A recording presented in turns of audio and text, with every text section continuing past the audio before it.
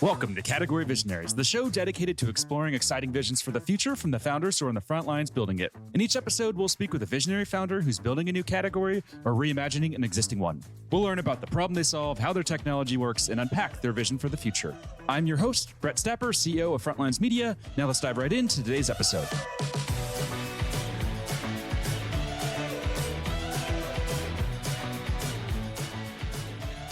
Hey everyone, and thanks for listening. Today I'm speaking with Nick Clarke, founder and CEO of Greywing, a maritime operations platform that's raised $2.5 million in funding. Nick, thanks for chatting with me today. Good to see you, Brett. How are things? Yeah, all good on my end. Excited to chat with you. Yeah, wicked. Thanks for having me on the podcast. I'm excited because when I saw it was about categories, that's the thing that really triggered me to jump on. So I'm excited to get into it. Nice. Excited to have you here. So before we begin talking about what you're building at Greywing, let's start with a quick summary of who you are and a bit more about your background. Yeah, sure. So I'm Nick. I'm the CEO of Greywing. I'm one of the co-founders. My other co-founder is Rishi Olakul, who's our CTO. And from my perspective, I'm basically English, although I've got an Australian passport. Used to be in the British military. And, when I left the military, I met this guy in a bar. And he said, well, I need some guys to help me protect ships from piracy. So, a couple of months later, I found myself on a ship in the Indian Ocean, kind of sailing past Somalia.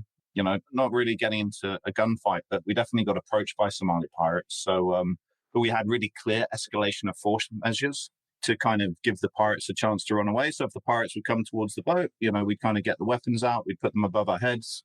And then the pirates would be like, oh, okay, there's some weapons, let's back away. And then it was just kind of like that, as we'd take a vessel from Suez down through the Red Sea, through the Gulf of Aden, and across to Sri Lanka. So that kind of got me into the maritime industry in a pretty unusual way, if you like. And then after that, I started my own security company. So yeah, we ended up, had to buy some weapons, which was a funny one because to buy the weapons, I actually called the police in the UK and said, cool, so I need to buy some semi-automatic assault rifles. Do you know who I can buy them from legally? And the police put me in touch with a local arms dealer who they regulated. And so anyway, that's a whole other story, but I did that for a few years. We kind of worked on all kinds of ships, from product tankers to bulk carriers to offshore floating production and storage vessels. So, kind of assets worth, about $600 million, as well as a lot of super yachts, which were just owned by really rich people who I never met because I was always working with one of their people. So yeah, we kind of, I was running this maritime security company. I remember reading this book called Wickonomics, probably years and years and years ago. And then actually, as I was going through the early stages of this business around 2013, I think they opened up, a book came out called The Launchpad, which was on Y Combinator. And I remember reading it thinking, how can we turn this business into a digital business or a digital platform? And, so that had always been on my mind since then. But as, time went on, we're in this traditional business. We're a bit like an arms dealer and a travel agent. We're sending the guys out, we're sending the weapons out, we're matching the two up. They're getting on a vessel, they're doing a transit, they're getting off at the other end. We were kind of like the My Little Pony, I would say, of maritime security companies, because we never used force. We had a really clear escalation of force procedure, which always gave the pirates time to turn around, if you like, and decide to come back another day. But what I found was that industry began to get commoditized. So, the first job we did was, I think, $120,000 for a 13-day trip. And, now if you were to get the same service from a maritime security company, the price has been commoditized down to about $3,000 to $5,000. So margins got really squeezed out of that business. And I was like, I need to find something else. And that's what led me to come to Singapore to look into setting up a digital platform. Very cool. So I have to ask, what's the craziest story you have at sea? Craziest story I have at sea? Do you know what? I think I'm really going to struggle, because the craziest story really is when, we got approached by pirates. So I was on the bridge of the ship and, I'm there. We've got a couple of Filipino lookouts who are the crew members. Mm-hmm. Because they spend so much time at sea, their eyesight is incredible.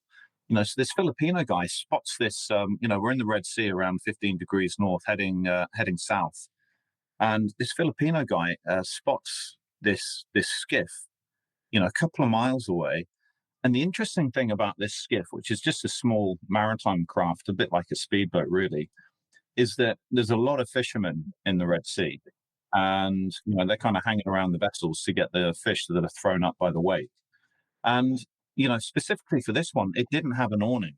So most of them have got some kind of awning going across the vessel to provide shade because it's literally, right next to Saudi Arabia and Yemen. So it's pretty hot.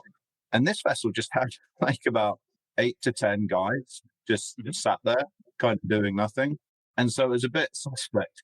So, the other guys were downstairs in the galley getting lunch. And so I gave them a quick call and said, you might want to come up. And then by the time they came up, I'd already put on my body armor, and helmet, picked up my weapon, gone onto the monkey deck, which is the deck around the bridge at the top of the vessel, or the bridge wings. And so there I am. And the team leader takes control. So he was a Royal Marines corporal, super professional guy. I was kind of like maybe hoping a little bit we might get into some kind of firefight. And then, he kind of calmed everything down, put us out on the bridge. We all put our weapons above our heads. So there was a really clear indication to the pirates that, there's a security team on board. And the way it went down is these guys were probably about 3 cables, maybe about 500 meters away from the vessel. They were kind of accelerating, coming towards us. So the pattern of where they were was that there were now 2 vessels or 2 skiffs ahead of us, maybe about a mile away. There was another skiff that was behind us that was beginning to kind of bear down on us, if you like. And once they saw the weapons, they slowed down, de-escalated, kind of held back a bit. And, I think ultimately what they were trying to do was have one skiff come at us from aft and a couple of skiffs forward. And they were just trying to pull us into a trap where they could all board us. And, so it all kind of, these guys like followed us for probably, an hour or so. And, I think they were coming and ahhing about whether they wanted to take us on. And then that was it. They kind of fell away, peeled off, and, no rounds were fired, nothing happened. And it was a great demonstration, for me, from a professional operator about how to de-escalate a situation, and the only way that you can ever make sure no one's going to get hurt is to make sure that people don't start pulling the trigger. So it was a great experience from that perspective. And, just to kind of round off that story, at the time, I think it was 2011, piracy, vessels getting pirated every other week. It was pretty common. And, so we passed, those pirates and they peeled off. And then about 3 hours later, we could hear on Channel 16 another vessel getting pirated by the same team. So, having an armed security team on board at that time was really the difference between, do the pirates get on board your vessel, take you hostage and take you back to Somalia, or do they leave you alone? Wow, that's insane. And is that still a problem today with piracy? I feel like all I know about the space is everything I learned from that movie, Captain Phillips. Is it still a thing? Is that still a problem? Do you know what so they had a high risk area, which is set up by Lloyd's War Risk Committee, which is kind of where you have to pay additional insurance premiums to travel in that area. Mm-hmm. And so there's always been the Indian Ocean high risk area since I started in the industry around 2011. I came into the industry. Mm-hmm. And they're just about to repeal it or eliminate that high risk area at the end of this year. So, ostensibly from a risk perspective, at least according to Lloyd's War Risk Committee, the high risk area is going to be removed. So there's no longer an elevated threat from piracy that can't be diminished by using best management practice. So I think piracy probably has come to an end. But like many of these things, we've seen piracy diminish in the Gulf of Guinea, but then there's been resurgence and it might go quiet for a few years, but it comes back. And so it's less about, is the piracy gone? It's more about the geographic and economic conditions in that specific environment are permissive for piracy. And so the economic conditions in Somalia and Nigeria are probably pretty similar from the perspective that, there's the people there are extremely poor. Well, not in all cases actually in Nigeria, but there's limited opportunity to earn money in those regions. And then geographically, for Somalia and Yemen, they've got this choke point, the Bab el-Mandeb, where vessels have to come through that area. So they can benefit from that geographic terrain by targeting the vessels that come through that area. And in the case of Nigeria, because it's such an oil-rich country, there's always high-value targets, if you like, in the terms of offshore oil and gas exploration platforms and oil and gas tankers that are coming in and out of the country, which could provide a lot of opportunity for kidnap and ransom. Got it. Interesting. Now let's switch gears a bit. Let's talk about Greywing and what you're doing there. So, in simple terms, what does the company do? Greywing's a digital platform, and we automate anything that gets on or off a vessel, excluding cargo. And right now, we're focused on crew changes. So I think we came into this industry, and the truth is, we originally built a platform to optimize where and when a Mhm. customer could source maritime security services and, so get a gunboat to protect your vessel in Nigeria. And what we found was COVID hit, and we could replace the intelligence on piracy with intelligence on where crew changes could happen. Mm. And so what that meant was that all of the ports were locked down. You couldn't do crew changes. There were very few locations where you could achieve a crew change. And, from our perspective as a business model, piracy is one of those things that's restricted to two specific areas, whereas crew changes happen every week, or, well, maybe certainly every month on every vessel globally. Mhm. So from a market perspective, it was a much better place for us to play because it was universal to all shipping. Whereas the piracy was just limited to vessels that are trading in and out of Nigeria or in and out of the Somali Indian Ocean. Mhm. So what happened was, we kind of started delivering intelligence on where and when someone could do a crew change. We put a video on YouTube. We got approached by a client. The client, or prospect at the time said, we'd like you to plug into our crewing software so that we can see where our crew are, who's on board each vessel. And then we signed them up. And then we went to see another prospective customer and they said, well, this is great. I can see where my crew are. I can see them on the vessel. I can see the port state restrictions. I can see where and when I can theoretically do a crew change. But if I cannot see whether I can get a flight, then this platform is not useful for me.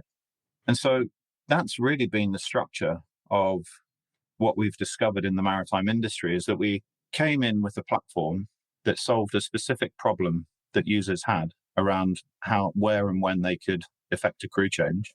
And then they started introducing other problems to us. Like, can I get a flight? Can you integrate with my board agents? Can you integrate with my voyage management system?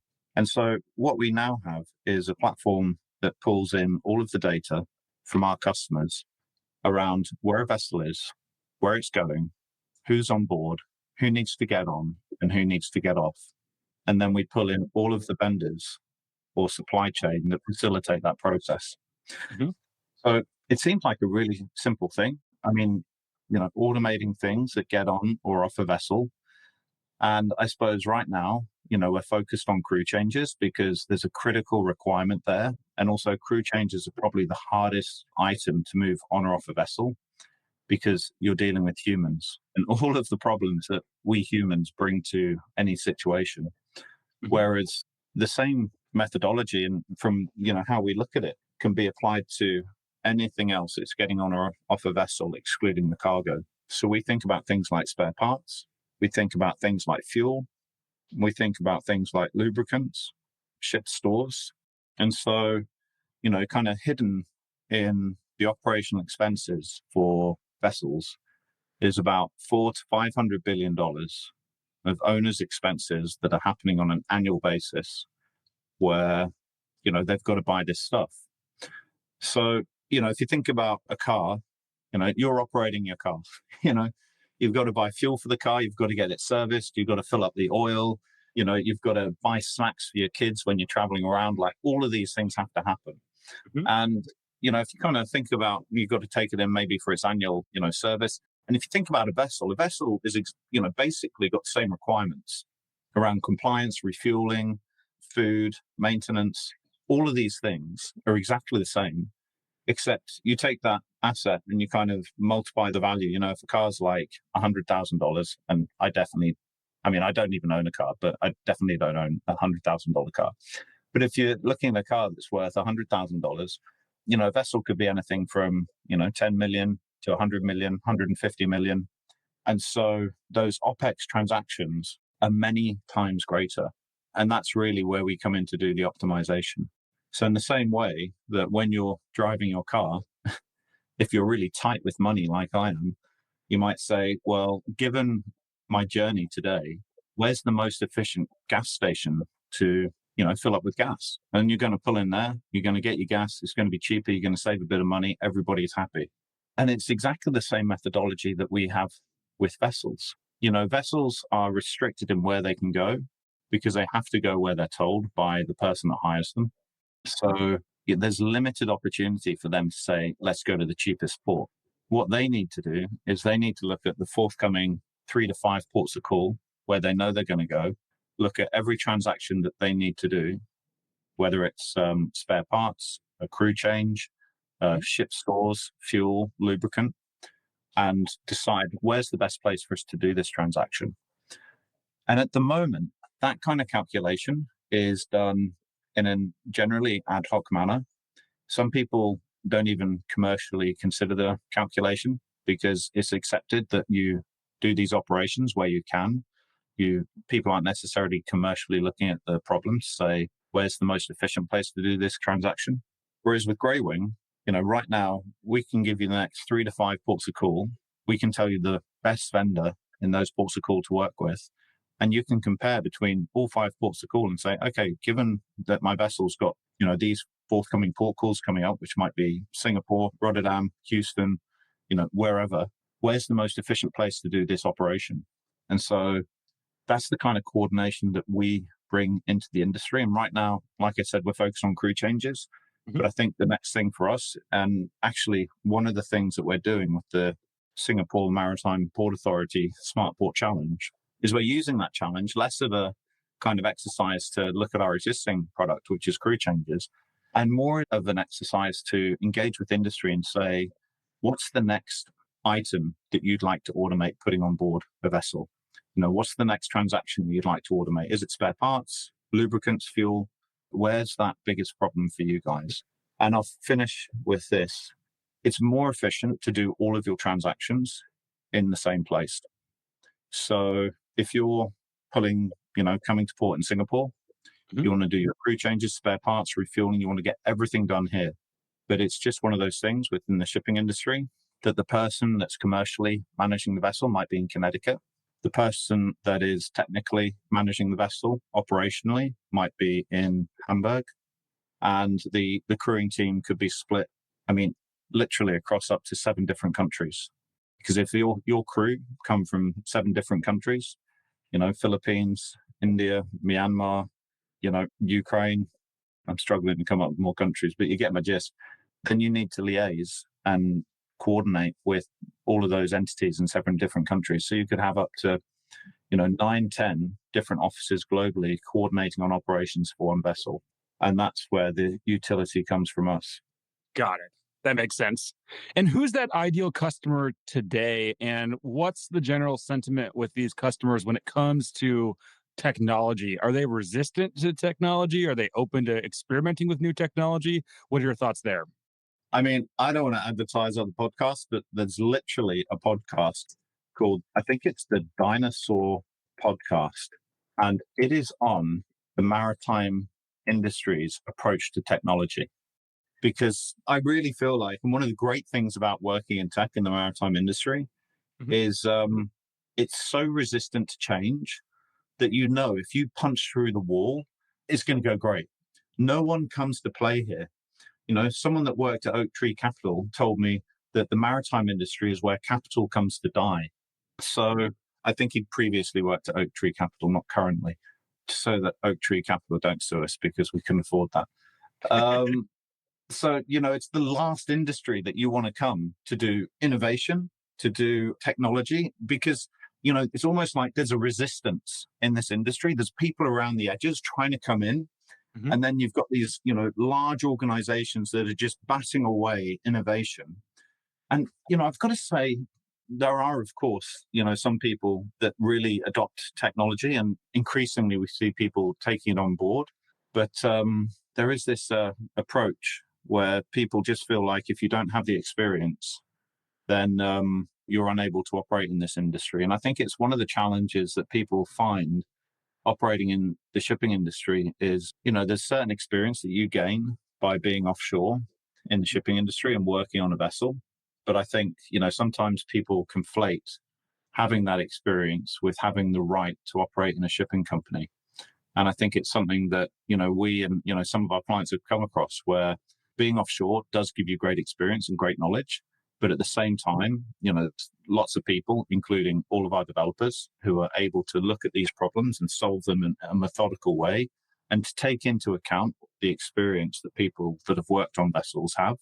So, yeah, let me think about that. The industry, they are trying to pull in innovation, but, when we were fundraising, I was speaking to the prime investor and he asked me for a, kind of cash flow forecast of how we were going to spend the money.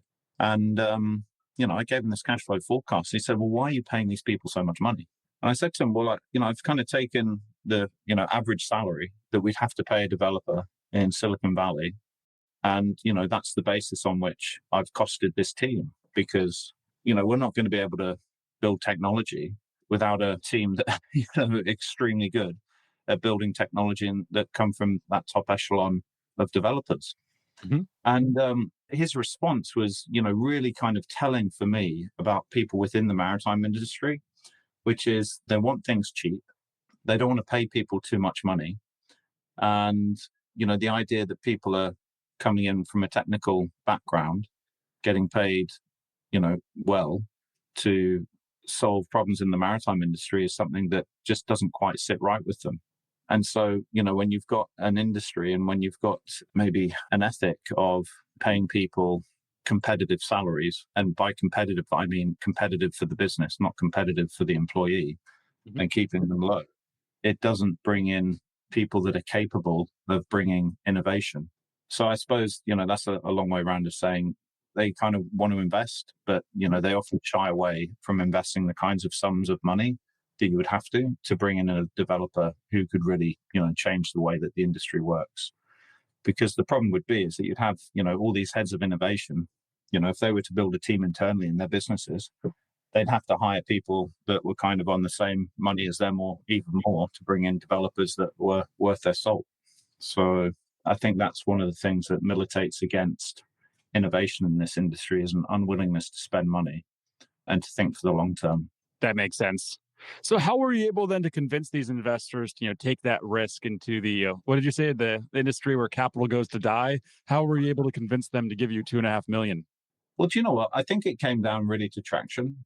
If I had to say, what have we done is we had good traction. So we had customers using the platform. They were kind of like big brand names. They were really happy with it, happy to give us references.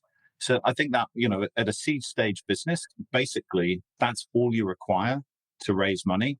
If you then also have a big enough total addressable market. And the total addressable market is large. If I kind of think about, the elements that go into crewing, they're probably spending $6 billion on flights. They're spending about, $75 billion on the seafarers' wages. They're spending $60 billion on ship stores. They're spending about $200 billion on fuel. And then I'm not sure how big spare parts are, but, that's another multi-billion-dollar market. And so you've got all these markets hidden in plain sight in an industry where there's no technology.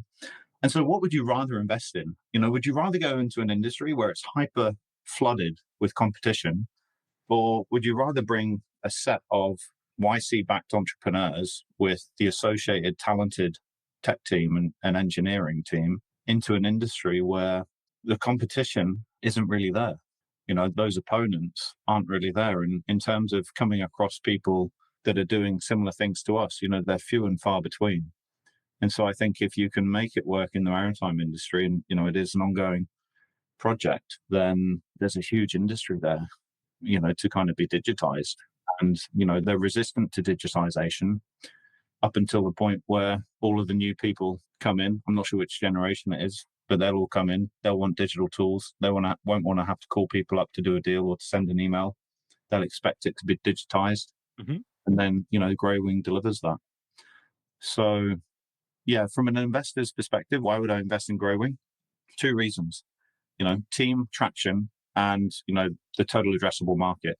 You can't ignore a market of this size, which is operating on a daily basis. And more importantly, in a world with kind of geopolitical fractures, where am I going to put my money? I'm going to put my money somewhere where it has to run. The shipping industry is going to be the final thing that will break down before global collapse. because it literally feeds and enables the entire world to exist. So, it's one of those things during COVID. COVID really put us on the map because it introduced greater complexity into the shipping industry that you could only use technology to solve. You could not add more people to the problem to be able to solve it. It would just get harder. And that makes what we do extremely resilient. People have to have it. The vessels have to operate, and they have to operate more efficiently. They have to operate in a more complex environment, particularly around decision making. Mm-hmm. They have to operate with, multiple stakeholders who are geographically located. And so that makes it challenging as well.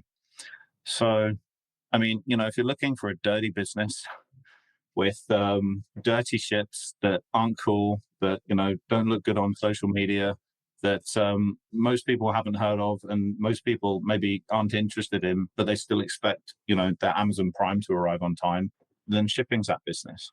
It's running 24 hours a day, 7 days a week, 365 days a year. And that's why it's a good investable business, because it's never going away. Like, when is this business going to go away? And that's the other exciting thing about investing in shipping is, I was at a kind of event the other day, and, one of the heads of innovation for a local company, he was like, look, shipping's not had its Kodak moment.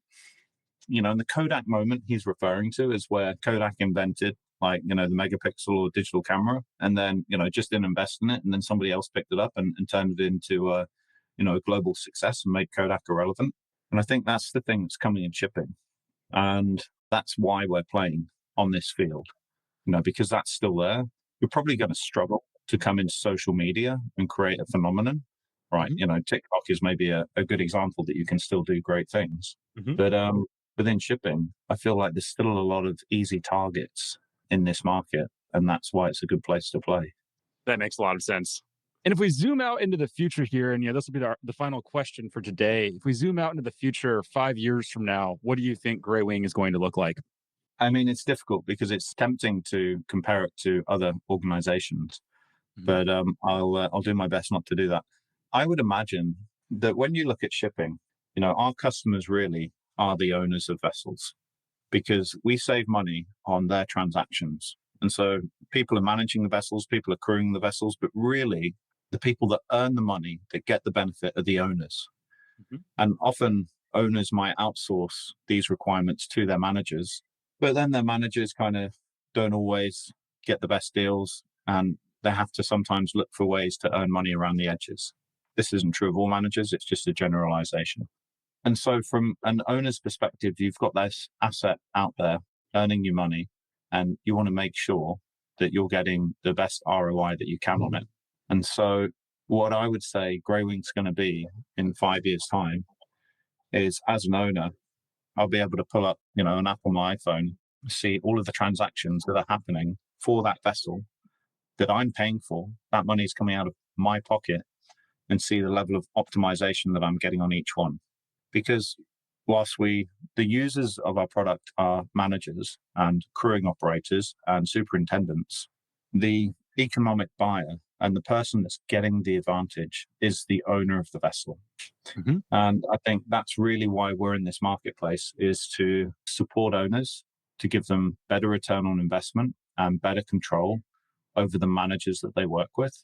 Mm-hmm. And so in 5 years' time, Greywing's that digital platform that sets things up for owners so that they can operate and manage their vessels in a clear-cut manner on an app on their phone. And I think if you're like, well, let's go off the chart, what are you doing in 5 years' time if, this thing goes gangbusters? Then you're literally kind of buying and operating a vessel on your iPhone on an app. And maybe you're investing in a fraction of a vessel using some kind of crypto token. And maybe you're buying a fraction of that vessel, and then, you're kind of watching it operate. Or maybe if you're liquid enough, you're buying an entire asset on your phone, assigning it to a crew manager, and operating that vessel just within a digital ecosystem that's built by Greywing. Amazing.